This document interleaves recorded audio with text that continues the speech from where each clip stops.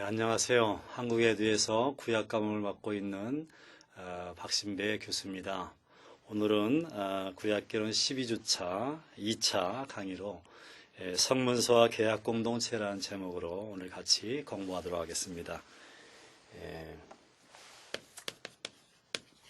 성문서에 대해서 우리가 여러 시간을 공부하고 있습니다. 성문서와 계약공동체,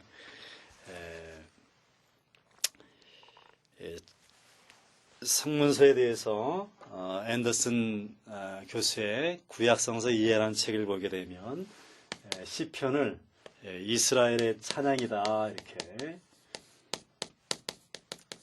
얘기를 하고, 또 지혜 문학을 지혜의 시작이다 이렇게 얘기를 하고, 그 다음에 묵시문학을 미안성의 드라마다 이렇게 얘기를 합니다. 그래서 묵시문학이 미완성된 채로 남아있다라고 이렇게 말하는 것이죠. 그래서 미완성의 드라마라는 제목으로 묵시문학을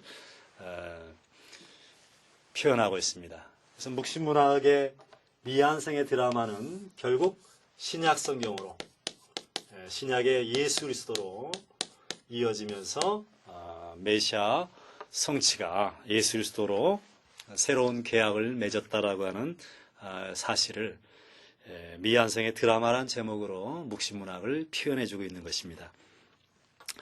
자, 그러면 오늘 이스라엘 찬양, 지혜의 시작, 또 미완성의 드라마를 짤막짤막하게 살펴보면서 성문서 가지고 있는 또 계약 공동체, 계약과의 관계를 살펴보면서 오늘 한 시간을 공부하려고 합니다.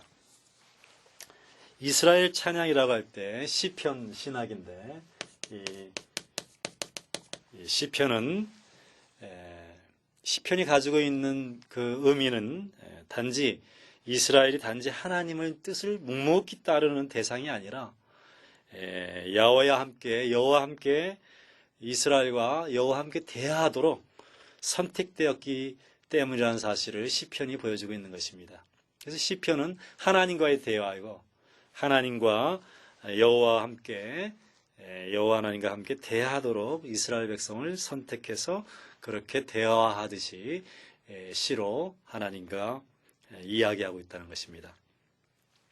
그래서 시편은 이스라엘 찬송 중에 거하시는 분이라고 하는 거죠. 하나님은 이스라엘의 찬송 중에 하나님이 거하시는 분이라고 하는 사실을 시편을 통해서 얘기해주고 있습니다. 시편이라고 하는 칭호가 이스라엘 말로, 히브리 말로 테일림이라고 하는데, 이 테일림이라고 하는 이 말에는 찬양이라고 하는 말이 이 안에 속한 것입니다. 찬양이라고 하는 이 말은, 테일림이라고 하는 히브리 말은 이 시편이 가지고 있는 성격을 잘 드러내고 있죠. 시편이 찬양의 노래, 찬양의 시라고 하는 것을 말하고 있습니다. 그래서 하나님의 백성이 이스라엘의 역사 속에서 여호와 하나님이 능동적으로 임하시고 능동적으로 임재한 것에 대한 시편은 이스라엘의 응답의 노래, 또 이스라엘의 응답이었던 경배와 또 감사, 그리고 고백과 탄원의 노래들이 들어있는 노래로서 찬양이라고 하는 말이 가장 적합한 명칭이라고 이렇게 볼 수가 있습니다. 그래서 시편의 신앙은 하나님 중심의 경건이다, 그렇게 말하는 것이 마땅합니다. 하나님 중심의 경건이다, 그것이 시편이라고 하는 것이죠. 이 시편은 주로 바벨론에서 귀환한 공동체가 하나님께 예배하는 공동체로서 이스라엘을 보이려고 시편을 기록했다고 이렇게 말할 수 있습니다. 그래서 시편은 이스라엘 성경, 구약 성경의 중심부에 위치하는 심장부와 같은 역할이 이 시편이라고 볼 수 있는 것이죠. 그래서 심장부와 같은 예배하는 공동체 가운데 하나님이 계시고, 그래서 이스라엘 공동체는 예배하는 공동체로서, 예배하는 공동체와 함께 개인이 하나님을 찬양하는 노래로서 시편이 개인 시편과 공동체 시편으로서 이렇게 두 개의 분류로 시편의 세계가 형성되었다고 말할 수 있습니다. 이 시편은 다 제2성전 시대 때의 찬송가로서 대부분 다 제2성전 시대의 성전 중심의 노래였던 것을 볼 수가 있습니다. 시편의 3의 자리는 예배 자리였고 성전 예배에 주로 사용하던 그런 시들이었음을 시편을 통해서 알게 됩니다. 그래서 다윗은 음악과 예배를 선도하였고, 또 다윗은 시편을 지었기 때문에 다윗의 시편, 다윗과 시편의 관계는 마치 모세오경의 관계처럼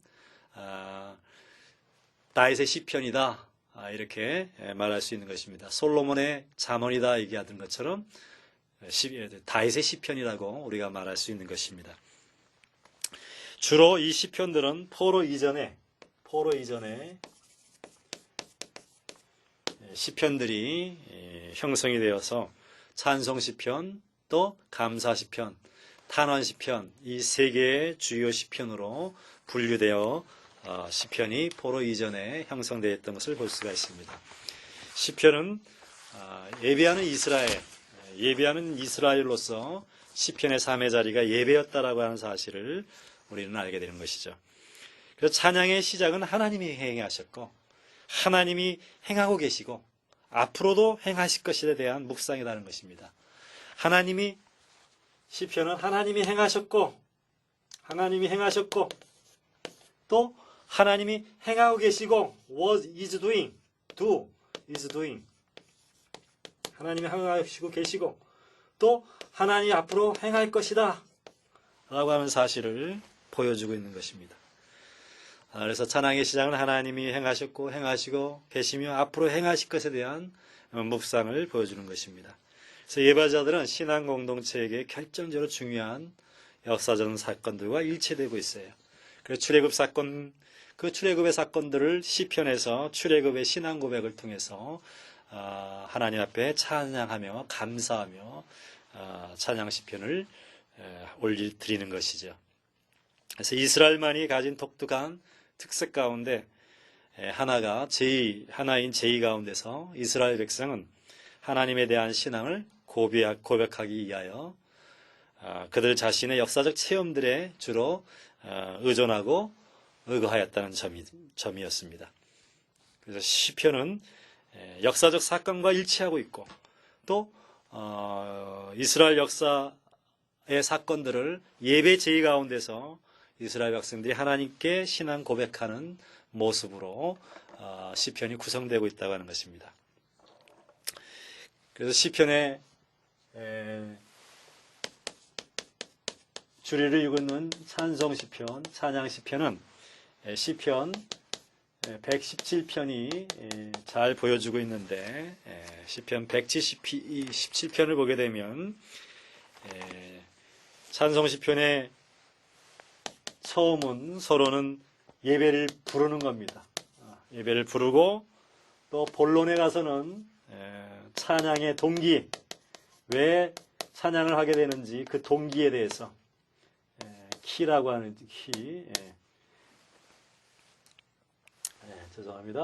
키라고 하는 동기, 찬양하게 되는 이유에 대해서 얘기를 하고, 결론에 가서는 반복해서 야훼를 찬양하라고 이렇게 얘기하고 있습니다. 이런 찬송시편은 시편 33편, 95편, 또 100편, 145편, 148편, 시편 149편, 또 150편, 이렇게 시편 33, 95부터 시작해서 150편까지는 찬송시편, 찬양시편으로 우리가 분류해 볼 수 있는 것입니다.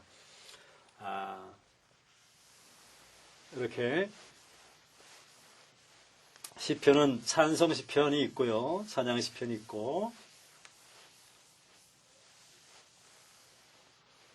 그리고 또 역사 시편이 있습니다.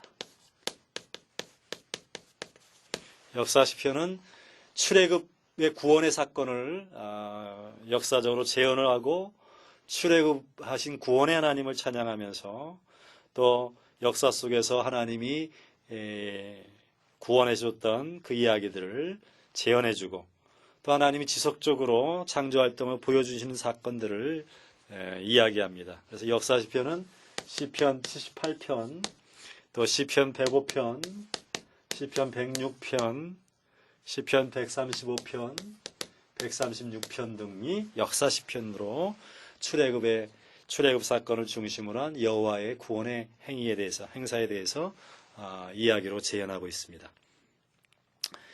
그러면서 하나님은 계속 지속적으로 창조 활동을 계속 하신다는 사실을 시편 104편 27절로 30절에 또 얘기하고 있는 것입니다. 또 역사 시편 외에 고통의 탄원 시편이 있습니다. 탄원 시편. 탄원 시편은 하나님이 일시계 때다 이런 표현을 하는데 하나님이 일시계 때 하나님께서 일시계 때 하나님이 보이지 않는 것처럼 하나님이 숨어 계신 하나님이라는 거죠. 하나님이 인생 가운데 삶의 현장에 나타나서 구원해 주셔야 되는데 하나님이 없는 것처럼 해가 가려진 것처럼 일시계 때처럼 그렇게 숨어 계시는 하나님의 모습을 탄원 시편을 하는 시편 기자는 그렇게 부르짖고 있는 것이죠. 그래서 깊은 데서부터 하나님께 부르짖는 기도의 노래가 탄원 시편이라는 것입니다. 그래서 시편 130편 1절에 가면 내가 깊은 곳에서 주님께 부르짖습니다라고 고백하는 그 깊은 데서의 탄원이 탄식 시편이라고 하는 것이죠. 탄식 시편의 구절을 보면 하나님을 부릅니다. 그리고 나서 하나님께 왜 하나님이 나를 도와주시지 않습니까? 하나님 살아계시면 왜 나를 버리시고 악인들이 득세를 합니까? 이렇게 불평합니다. 그렇지만 하나님, 저는 하나님을 믿고 하나님과 깊은 신뢰관계를 맺고 있습니다. 라고 신뢰의 고백을 합니다. 그리고 하나님 앞에 도와달라고 하나님께 간구합니다. 그럼 하나님께서 도와주실 것을 믿고 감사하면서 감사의 서약을 맺게 되는 것이죠. 그래서 탄식 시편은 이러한 구조로 예배의 부름, 또 하나님의 부름, 불평, 신뢰의 고백, 간구, 감사의 서약으로 이렇게 진행되고 있는 것을 볼 수가 있습니다. 이런 탄식 시편은 시편 44편이 대표적입니다. 시편 44편은 이런 탄식 시편이고 탄식 시편의 다른 형태로서 저주 시편이 있습니다.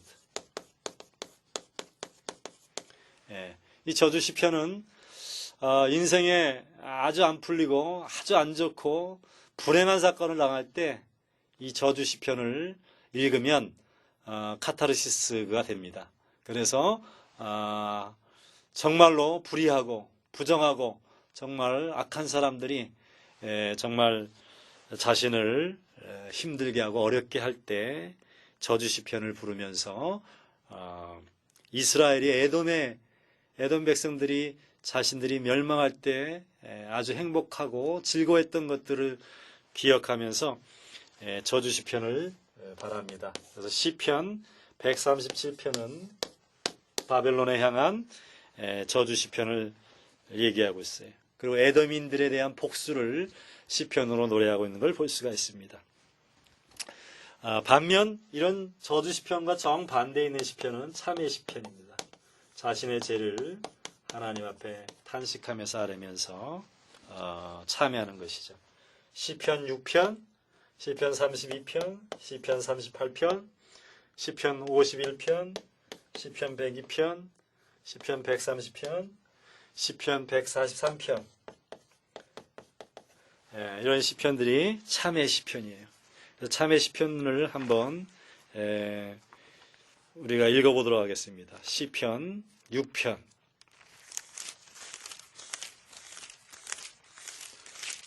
성경 시편 6편을 한번 참회 시편을 읽어보도록 하겠습니다.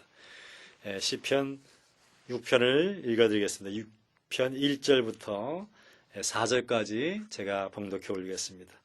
여호와여, 주의 분으로 나를 견책하지 마옵시며 주의 진노로 나를 징계하지 마옵소서. 여호와여, 내가 수초하였사오니 긍휼히 여기소서. 여호와여, 나의 뼈가 떨려오니 나를 고치소서. 나의 영혼도 심히 떨리나이다. 여호와여, 어느 때까지니까? 여호와여, 돌아와 나의 영혼을 건지시며 주의 인자하심을 인하여 나를 구원하옵소서. 6절 내가 탄식함으로 곰핍하여 밤마다 눈물로 내 침상을 띄우며 내 혀를 적시나이다. 내 눈이 군심을 인하여 쇠하며 내 모든 대적을 인하여 어두웠나이다.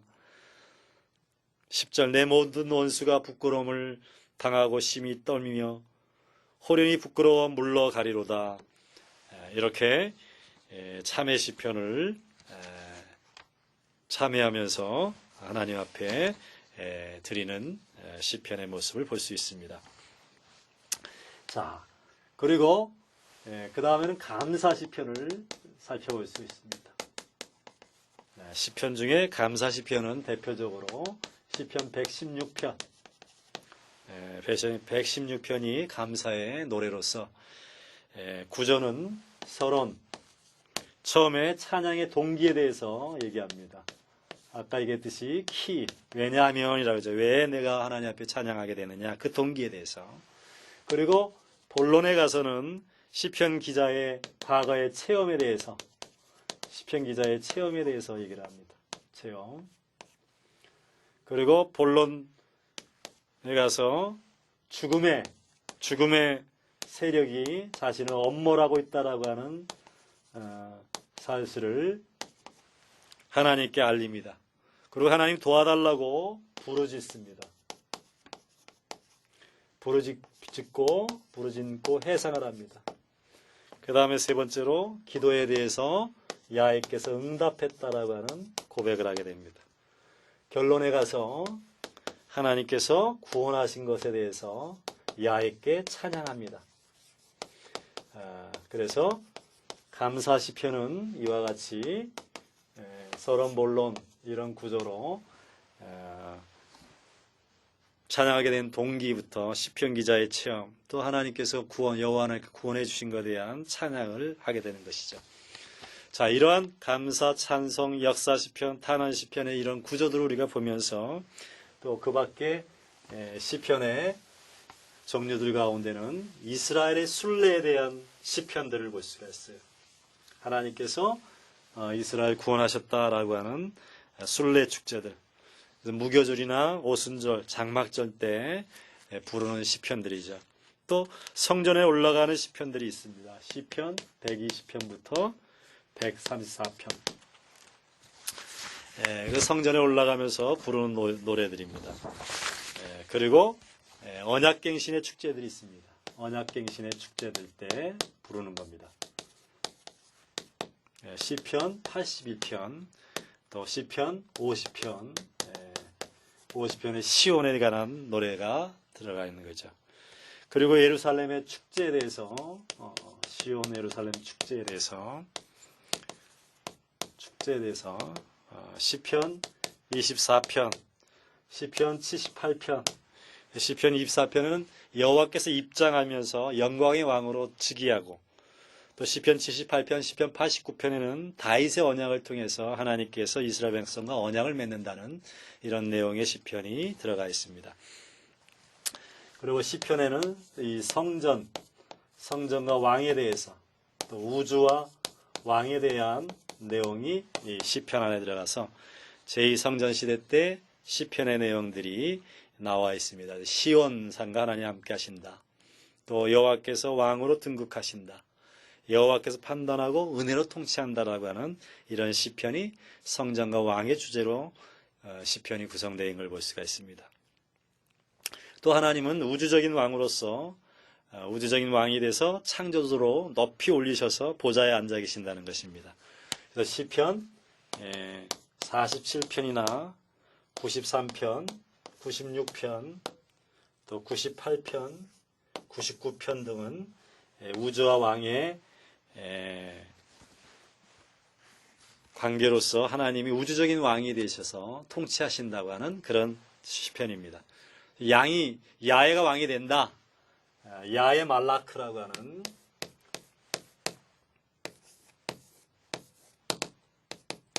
야훼께서 왕이 되셨다. 왕이 되셔서 우주를 다스리고 또 시온을 다스리고 이방을 다스리고 나를 다스린다라는 이런 시편이 왕직의 시편 또 우주적 왕 시편이라고 또 말할 수가 있습니다. 결국 이런 시편의 모든 세계는 토라 시편으로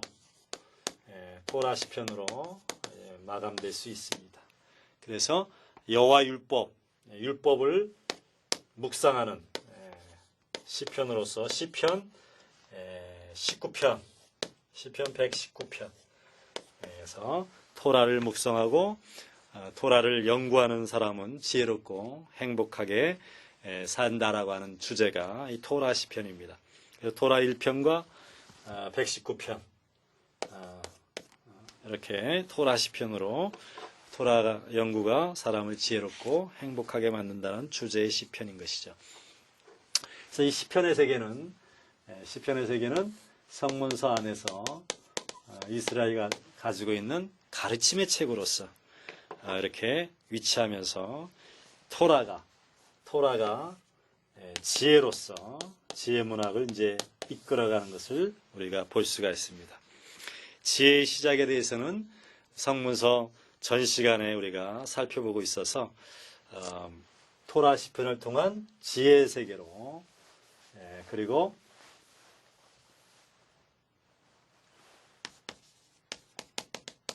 토라 시편을 통해서 토라가 지혜 문학, 지혜의 시작으로 지혜 문학으로 연결되면서 지혜의 세계가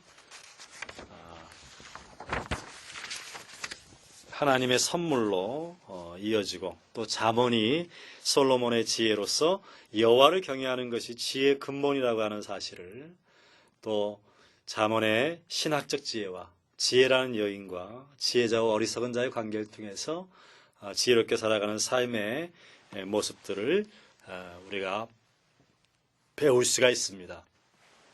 그리고 지혜 문학 안에 전도서를 통해서 회의주의를 넘어서는 지혜의 세계가 바로 여호와를 경외하는 삶이라고 하는 것을 배울 수 있었고, 전도자는 늘 수심에 잠겨서 절망의 그림자 안에서 코엘렛을 통해서 모든 말이 여호와를 경외함 속에서 신앙 속에서 절망의 그림자 안에서 생각하고 또 글을 쓰고 또 하나님의 말씀을 연구하는 그러한 세계가 전도자의 세계라고 하는 것, 전도서의 세계라는 사실을 우리가 알게 되는 것입니다. 그래서 전도서에 나오는 하나님의 때, 인생의 때는 하나님의 감춰진 목적이 그 안에 들어가고 여호와의 손 안에 모든 것이 있다고 하는 하나님의 주권과 섭리가 전도서의 지혜의 요소가 된다고 하는 사실을 배웠습니다.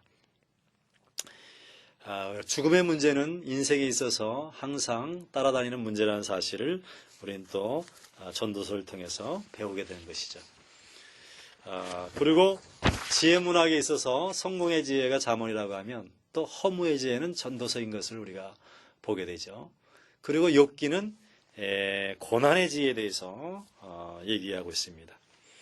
그래서 욥기를 통해 고난의 지혜가 절망에서 신앙으로 이어지며 욥과 친구들의 대화를 통해서 그리고 히랍신화나 프로메테우스적인 그런 도전을 통해서 욥이 하나님을 해오리바람 가운데서 만남으로써 직접 하나님이란 존재는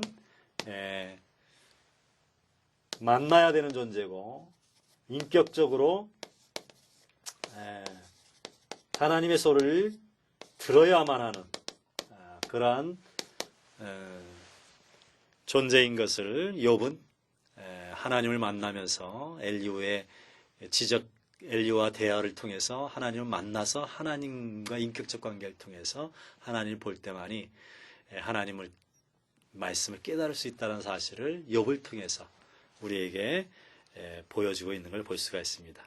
그래서 회오리 바람 가운데서 들려온 그 목소리, 그 인격적인 목소리 통해서 욥은 회개하고 하나님이 살아계신 것을 고백했던 것을 고백하는 것을 우리는 욥기를 통해서 보게 되는 것이죠. 자, 이와 같이 지혜 문학, 잠언과 전도서, 욥의 세계를 우리가 배우게 되고, 이 지혜 문학의 잠언, 전도서, 욥을 통해서 성문서의 세계의 토라, 하나님 말씀의 토라의 세계와 지혜의 세계가 이제 미안성의 드라마, 묵시문학으로 하나님의 묵시문학 다니엘로 연결되면서 이제 신약 성경으로 이어지는 성문서의 세계의 방향들을 우리가 보게 되는 것입니다. 자, 이 미안성의 드라마 묵시문학을 이해하기 위해서는 유대 내부의 긴장들, 바리새파, 사두개파, 또 여러 열심당원, 이런 SNF파 등 여러 많은 유대인들의 내부 갈등의 모습들을 우리가 볼 수가 있고요.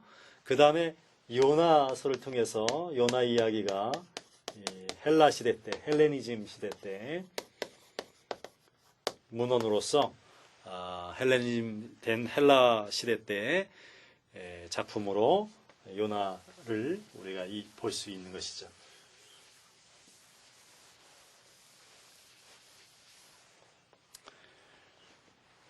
그리고 에스더가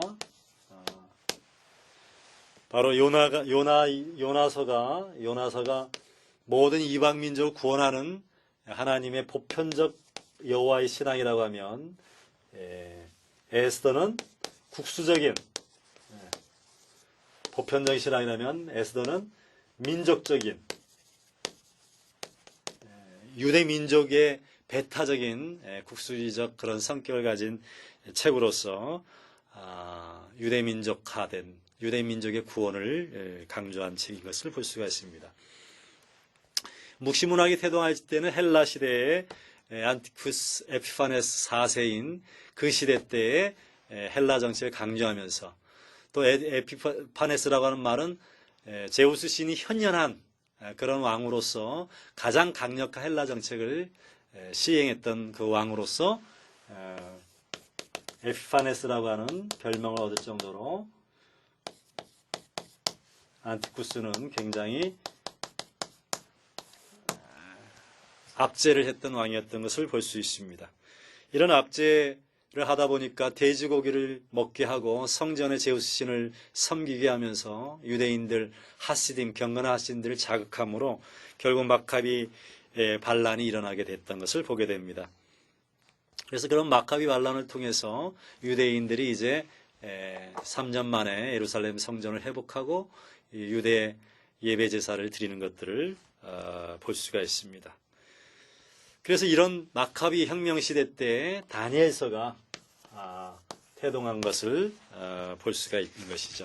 다니엘의 이러한 태동의 역사는 이제 여호와께서 활동을 해서 이스라엘 민족을 구원할 뿐만 아니라 이제 강요된 폭정에 대한 반발로서 이스라엘 민족이 여호와 신앙 안에서 충성을 맹세하고 하나님의 종말의 때에 이스라엘 민족 하나님 나라가 도래한다라고 하는 것을 종말의 때에 이제 최종적인 승리를 얻을 것이라고 하는 그런 사실을 위대한 드라마로 다니엘서를 기록하고 다니엘서를 읽음으로써 그들이 결국 하나님의 선택된 백성으로 구원받을 것을 제시하고 있는 것이죠.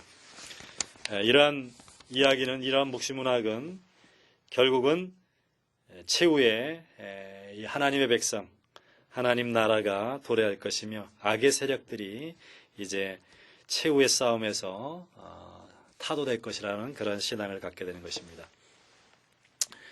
그래서 묵시문학은 다니엘서는 이러한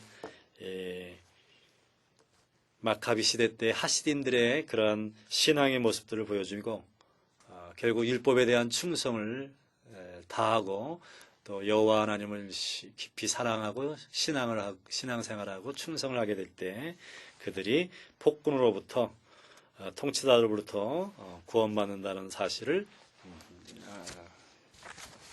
이야기하는 것이죠. 그래서 이 묵시문학은 다니엘서는 이제 구약을 넘어서 이제 하나님의 때를 가져오기 위한 그러한 역사적 메시아 시대의 도래를 알리는 그러한 책으로서 안티오쿠스 에피파네스의 폭정을 이기고 저항하고 그들의 신앙의 사건으로 또 신앙의 용기를 가지는 그런 책으로서 다니엘 책을 만들었다고 하는 사실입니다. 이렇게 구약을 넘어서 메시아 소망을 이루게 하는 그러한 비전들은 다 이 묵시문학을 통해서 이루어졌고, 이 묵시문학은 구약의 완성이자 구약의 예언으로서 이제 신약으로 넘어지는 그러한 중요한 분수점이 됐다는 것이죠. 그래서 묵시문학에서 신약으로 넘어간 단계에 이제 구약 정경화 작업을 하게 되고, 이 정경화 작업은 이제 이스라엘의 정경화 작업을 통한 신약으로 이어지는, 또는 오늘날까지 구약의 순례가 쭉 이어지는 역사로 쭉 전개되는 걸 볼 수가 있습니다. 그래서 이스라엘 순례를 얘기할 때 이는 새 언약, 이스라엘의 순례는 새 언약을 통해서, 그리고 새 창조를 통해서, 그리고 하나님 나라의 때를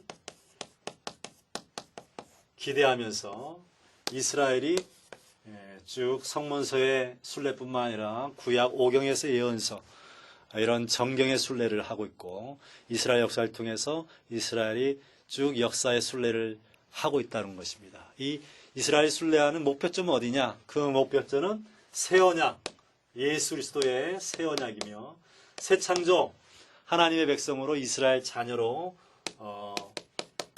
새 계약 백성이 되는 사건으로서의 새 창조를 말하는 것이며, 또 하나님 나라, 천국이 이 땅에 도래되는 것을 기대하는 하나님의 때의 도래가 바로 새 이스라엘의 순례라고 하는 것입니다.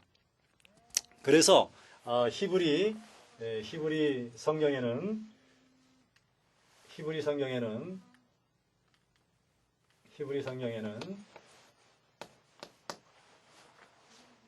크리스찬과 이 히브리인들의 성경에는, 히브리인들은 탈무드로 갔다가, 이 이스라엘 순례가 성경은 탈무드로 갔다가 그들이 이제 메시아 대망으로, 아직도 유대인들은 메시아를 대망하고 있습니다. 메시아 대망으로 이어지는 유대인들의 역사는 히브리 성경으로 갔다 탈무드에서 메시아 대망으로 이어지는 이런 역사를 쭉 밟고, 오늘날도 유대인들은 메시아를 대망하고 있다면, 크리스찬들은 히브리 성경, 초대 기독교 공동체의 구약 성경을 만들었다고 하면, 이 구약 성경이 오늘날 토라와 예언서의 완성으로서 예수 그리스도를